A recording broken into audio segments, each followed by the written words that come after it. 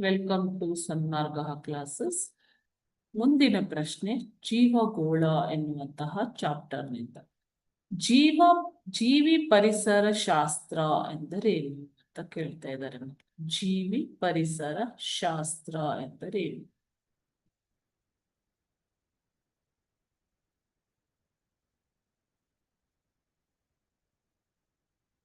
ಜೀವಿ ಪರಿಸರ ಶಾಸ್ತ್ರವು ಜೀವಿಗಳು ಮತ್ತು ಅವುಗಳ ಭೌತಿಕ, ರಾಸಾಯನಿಕ, ಜೈವಿಕ ಪರಿಸರಗಳ ನಡುವಿನ ಸಂಬಂಧವನ್ನ ವಿವರಿಸುವ ಶಾಸ್ತ್ರ.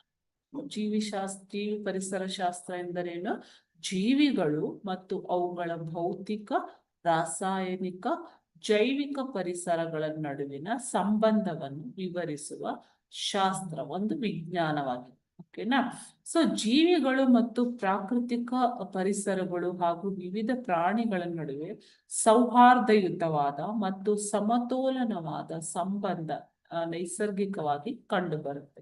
ಸೊ ಇದನ್ನೇ ಜೈವಿಕ ಪರಿಸರ ಸಮತೋಲನ ಅಂತ ಕರಿತೀವಿ ಮಕ್ಕಳೇ. ಓಕೆ, ಸೊ ಪರಿಸರ ಅಂತಂದ್ಮೇಲೆ ಇಲ್ಲಿ ವಿವಿಧ ಜೀವಿಗಳು ಇರುತ್ತೆ, ಅದೇ ರೀತಿ ಭೌತಿಕ ಪರಿಸರವು ಕೂಡ ಇರುತ್ತೆ. ಫಾರ್ ಎಕ್ಸಾಂಪಲ್ ಮಣ್ಣು, ನೀರು, ಗಾಳಿ ಇವೆಲ್ಲ ಭೌತಿಕ ಪರಿಸರಗಳು.